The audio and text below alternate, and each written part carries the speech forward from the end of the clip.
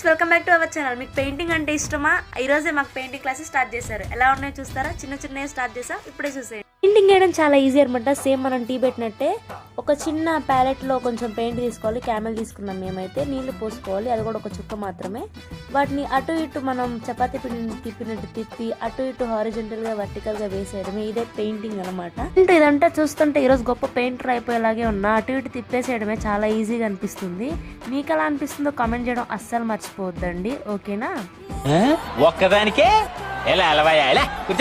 అలాంటి వాళ్ళతో పెయింటింగ్ మామూలుగా ఉండదు. నేనే అనుకుంటే మా ఫ్రెండ్స్ ఇంకా రెచ్చిపోయారు. సో వాళ్ళు పెయింటింగ్ ఏమంటే పాములు వేస్తున్నారు. అవి పాముల, కట్ల పాముల, ఆకులో కూడా అర్థం కావట్లేదు సరిగ్గా. ఆ రేంజ్లో వేస్తున్నారు. ఒకసారి చూడండి మీరే. ఆకుల్ని, పాముల్ని, కట్ల పాముల్ని, అన్ని పాముల్ని వేసేస్తున్నారు వీళ్ళు.